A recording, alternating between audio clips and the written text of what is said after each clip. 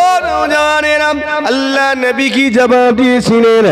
আমার সাহাবারে শুনে রেখে দাও, জেনে রেখে দাও যে আমাল, যে ইবাদতটা আল্লাহ পাক সবচেয়ে বেশি ভালোবাসেন, সবচেয়ে বেশি পছন্দ করেন, সেটি হলো আসসালাতু আলা ওয়াক্তিহা ওয়া ফি রিওয়ায়াতিন আসসালাতু লিওয়াক্তিহা।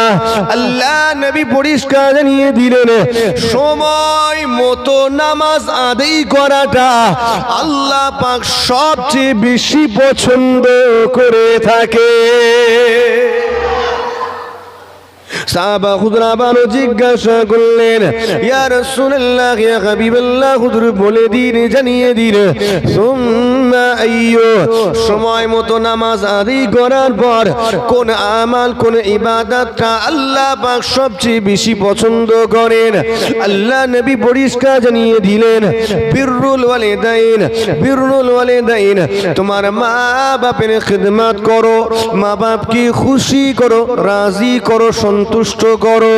কেননা সময় মতো নামাজ আদায় করার পর মা বাপের খিদমত করাটা আল্লাহ পাক সবচেয়ে বেশি পছন্দ করে থাকে।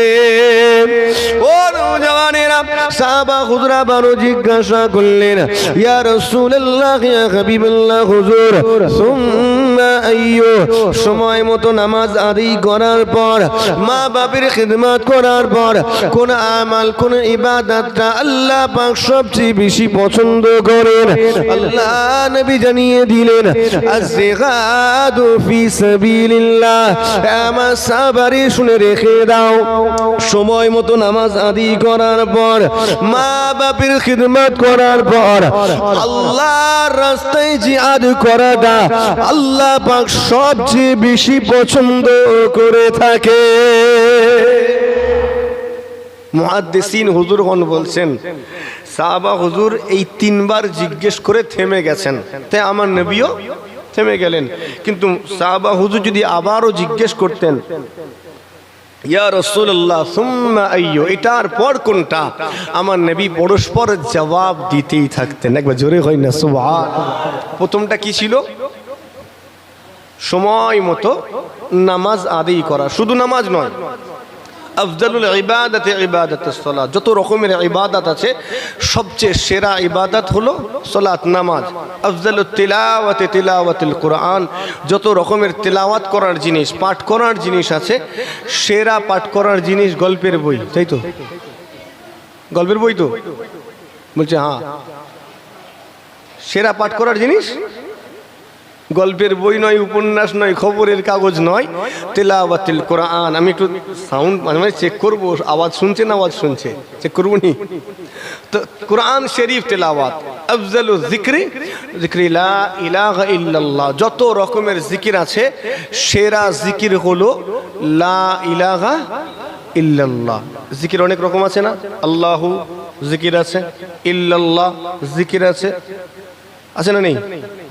তো সবচেয়ে সেরা জিকির লা ইলাহা ইল্লাল্লাহ। তিনটে সেরা জিনিস মনে রাখবেন। আমি আরেকবার জিজ্ঞেস করি, বলেন, সেরা ইবাদত,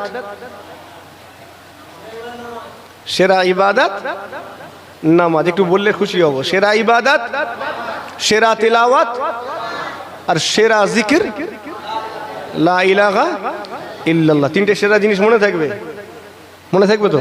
এগুলো জানা আছে, একটু এইভাবে বলা আর কি। তো সেরা ইবাদত হলো নামাজ, আর ওই নামাজটা, ওই সেরা ইবাদতটা যখন সময় মতো আদায় করা হয়, আল্লাহ নবী বলছেন ওটা আল্লাহ সবচেয়ে বেশি পছন্দ করেন। জোরে হয় না সুবহানাল্লাহ। এখন আমাদের দেখার পালা, বলেন তো আমরা সময় মতো নামাজটা আদায় করি তো? দোহানা বলে খুশি হব, করি? খুব রেয়ার কিছু সংখ্যক সময় মতো আদায় করি, বাকিগুলো করি না, ধার ধারি না। কারণ একেবারে সবাইকে যদি বলি করি না, তাহলে আমি ধরা পড়ে যাব। কারণ মসজিদে কিছু 5 ওয়াক্ত নামাজি আছে না নেই? তো কয়েকজন সময় মতো আদায় করি, অধিকাংশ সময় মতো আদায় করি না, নামাজই পড়ি না অনেকে। এমনকি জুমার নামাজে অনেকে যায় না, আছে না নেই? এটাই তো বড় দুর্ভাগ্যের বিষয়। আপনার আমার আওলাদ, আপনার আমার সন্তানগুলোকেও আমরা তালিম দিতে পারি না সময় মতো নামাজ আদায়ের। আচ্ছা, এখানে ভিতরে আছেন, বাইরেও অনেকে আছেন, অনেক বয়োজ্যেষ্ঠ মানুষও আছেন। এমন কোন পিতা আছেন একটু জানাবেন, হাত তুলবেন, যে আপনি বলবেন যে হুজুর আমার মরণের পরে, আমার ইন্তেকালের পরে আমার ছেলেটা ফজরের ওয়াক্তে মসজিদে গিয়ে ফজরের নামাজটা পড়বে, এই কথাটা আমি দৃঢ় বিশ্বাসের সাথে বলতে পারি। এমন কেউ থাকলে একটু হাত তুলবেন। কেউ নেই? একজনও নেই যিনি বলবেন যে হুজুর আমার মরণের পরে আমার ছেলেটা মসজিদে গিয়ে ফজরের নামাজ পড়বে? একটু হাত তুলেন না, একজনও নেই। এসব ঠিকঠাক আছে? নারে তাকবীর। সবাই তো মাশাআল্লাহ বেঁচে আছে রে বাবু, তাহলে হাত উঠে না কেন? আমরা আমাদের সন্তানগুলোকে তৈরি করতে পারলাম না। বাস্তব এটা, ব্যর্থ পিতা হয়েছি আমরা। কি পিতা? ব্যর্থ পিতা। পিতা হিসাবে আমরা ব্যর্থ, পারলাম না আমাদের সন্তানগুলোকে আদর্শ সন্তান হিসাবে গড়ে তুলতে। এটা আমাদের ব্যর্থতা,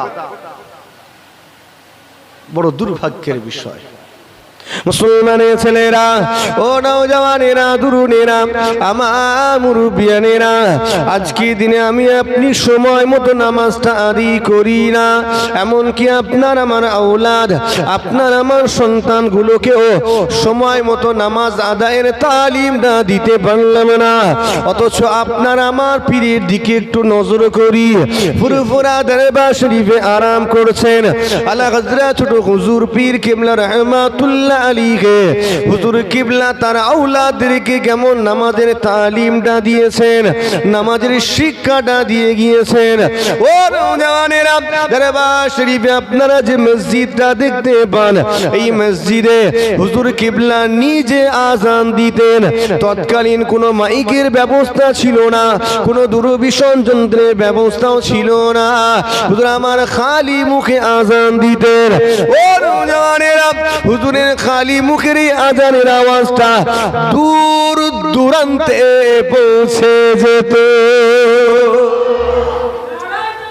আল্লাহু আকবার, আল্লাহু আকবার, ইয়া রাসূলুল্লাহ, ইয়া রাসূলুল্লাহ, জিন্দাবাদ, জিন্দাবাদ। হুজুর কিবলা দরবার শরীফে ফজরের আজান দিচ্ছেন, ভালো করে শুনবেন, ফজরের আজান দিচ্ছেন। শিয়াখালার দিক থেকে ঢুকতে গেলে সুবলারা আছে না, ওই গ্রামের মানুষগুলো তারা বলছেন হুজুর কেবলার ফজরের আজানের আওয়াজ আমরা শুনেছি। একবার জোরে হয় না সুবহান। প্রায় 8 কিলোমিটার দূর অনন্তপুর। আপনার এখান থেকে তো বেশি দূর নয়, এগুলো সব জানা জায়গা। বরগাছিয়ার ভিতর থেকে যেতে গেলে আইয়া হয়ে মাঝখানে লক্ষণপুর আছে না, লক্ষণপুরের মানুষগুলো বলছে হুজুর দরবার শরীফে ছোট হুজুর কেবলা খালি মুখে ফজরের আজান দিয়েছেন, সেই আজানের আওয়াজ আমরা শুনেছি, ওই আজানের নামাজও পড়েছি। জোরে হয় না সুবহান। আর হুজুর কেবলা খুব রোগা পাতলা মানুষ ছিলেন নাকি? আমাদের মতো খাওয়া যাওয়া দেহের অধিকারী নাকি? আল্লাহ চেহারা দিয়েছিলেন ওই রকম, যেমন লম্বা তেমন তাগড়া। কথা ঠিক না ভুল? চওড়া। হুজুরের মাজার দেখলে বোঝা যায় না? দেখলেই তো বোঝা যায় কিরকম মানুষ ছিলেন। আল্লাহ কণ্ঠস্বর ওই রকম দিয়েছেন। হাজারো লোকের ভিড়ে হুজুর কেবলা দাঁড়িয়ে থাকলে দূর থেকে হুজুর কেবলাকে চেনা যেত। একবার জোরে হয় না সুবহান। আর ওই রকম আওয়াজ আল্লাহ দিয়েছেন। হুজুর কেবলা আজান দিতেন। জি হ্যাঁ, শুনে রেখে দিন, আল্লাহ পাকের কিছু সাইয়্যাগিন ফেরেশতা থাকেন, কিছু ব্রাহ্মমান ফেরেশতা, তারা আল্লাহর ওলি বান্দার এই আজানের আওয়াজটা দূর দূরান্তে পৌঁছে দিত। ও নওজওয়ানেরা, হুজুর কিবলা আজান দেবার পরে কেবল একা একা নামাজটা আদায় করে নিতেন তা নয়, আমি আপনি একা একা নামাজটা আদায় করে নেই। হুজুর কিবলা আজান দেওয়ার পরে তার প্রত্যেকটা সাহেবজাদা আওলাদগণের নাম ধরে ধরে ডাক দিতেন। আমার আব্বা জান, চাচা জান, হুজুর কিবলা গণের নাম ধরে ধরে ডাক দিতেন। আমার আওলাদেরা, আমার সন্তানেরা, বাবারা এসো এসো এসো, আল্লাহ পাকের ফজরের নামাজটা একসাথে সময় মতো আদায় করে নেব।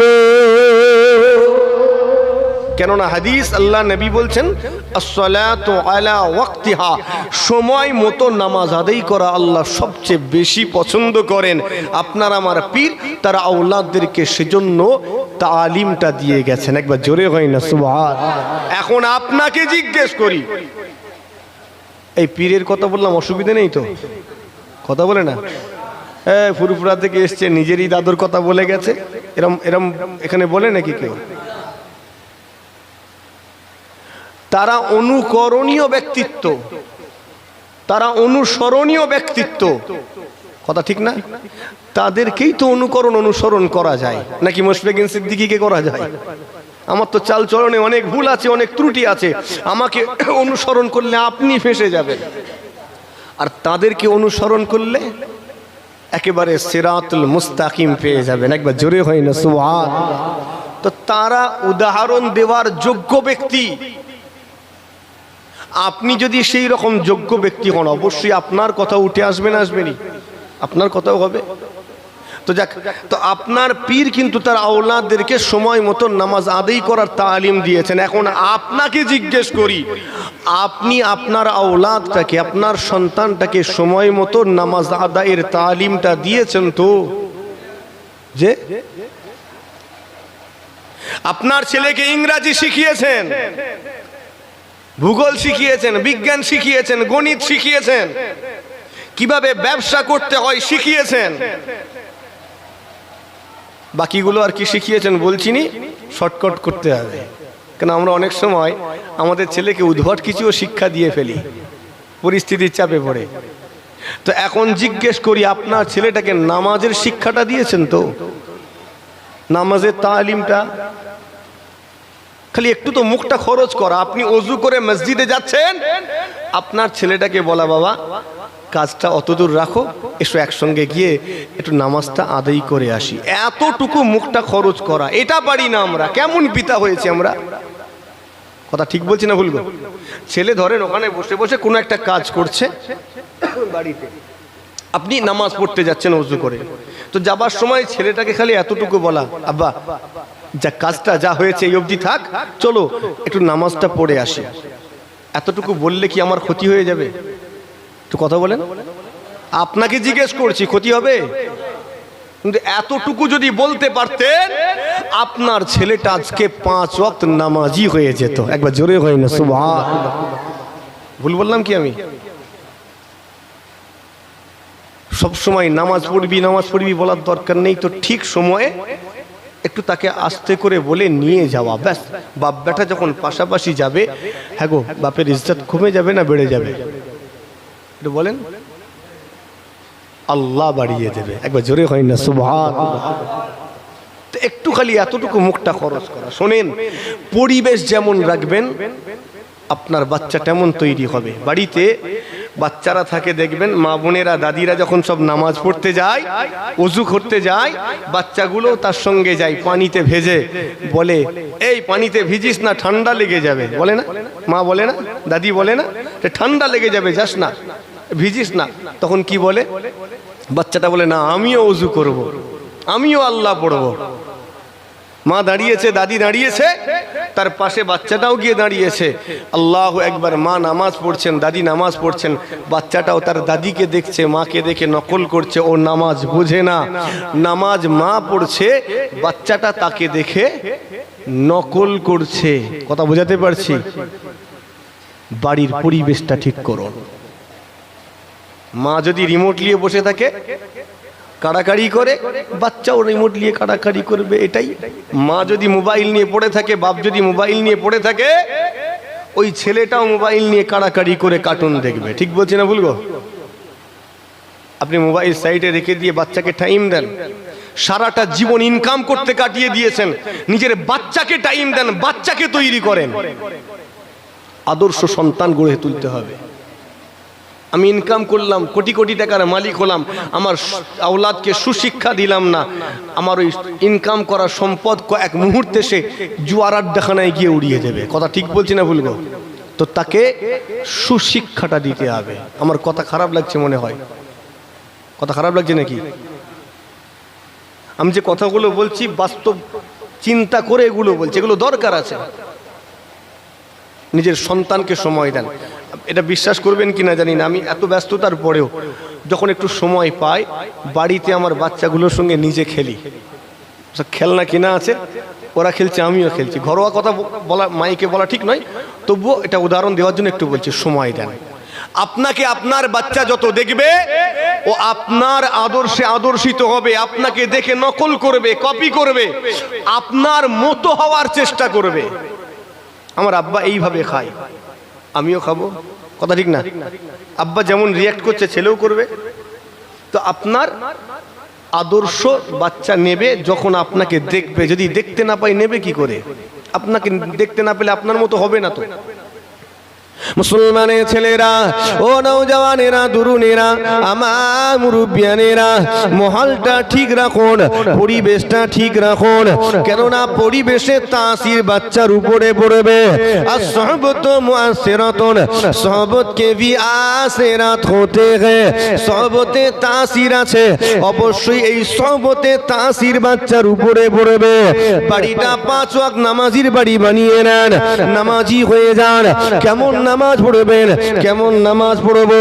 যেমন নামাজ আদায় করেছিলেন আমার নবী পাক সাল্লাল্লাহু আলাইহি ওয়াসাল্লামের সাহাবা, আমার নবী পাকের জামাতা হযরত আলী রাদিয়াল্লাহু তাআলা আনহু।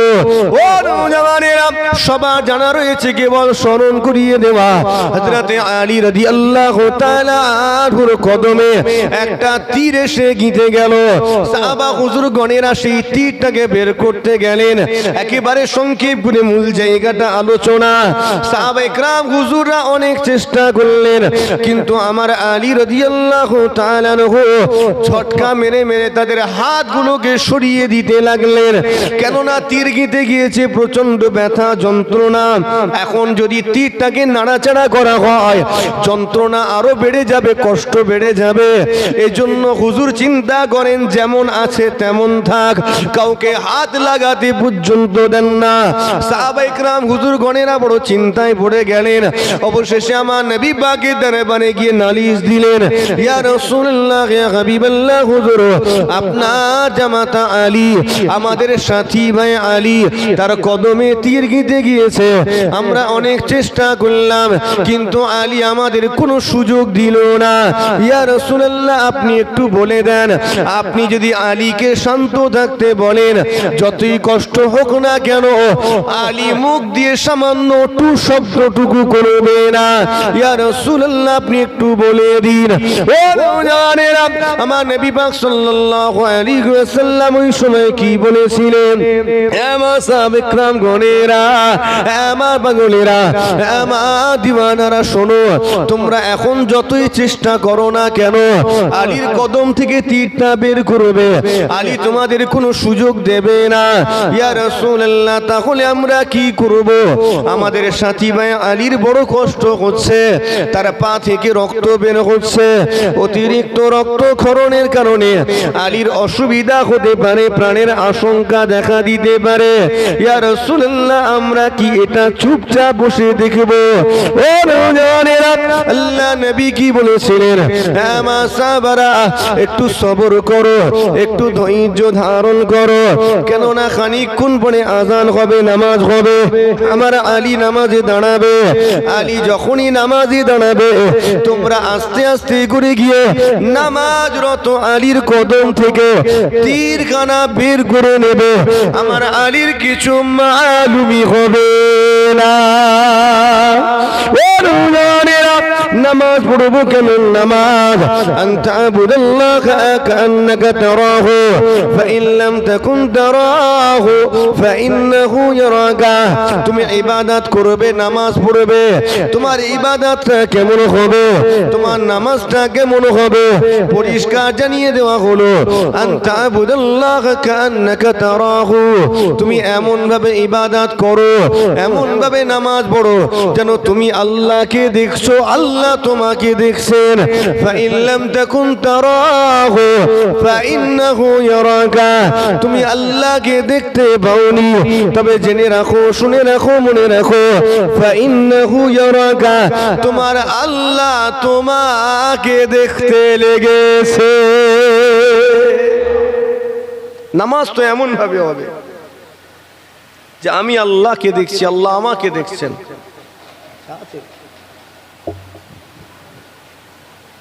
জ্বর সর্দি কাশি হয়ে গেছে, আওয়াজ ক্লিয়ার আছে তো?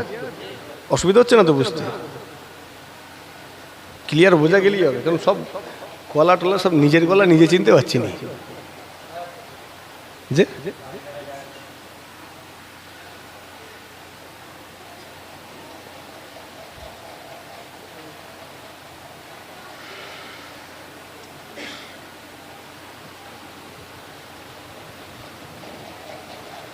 তো নামাজ কেমন হবে? আমাদের নামাজ হবে এমন ভাবে যে আমি আল্লাহকে দেখছি, আল্লাহ আমাকে দেখছেন, আমি দেখতে পাইনি কিন্তু আমার আল্লাহ আমাকে দেখছেন।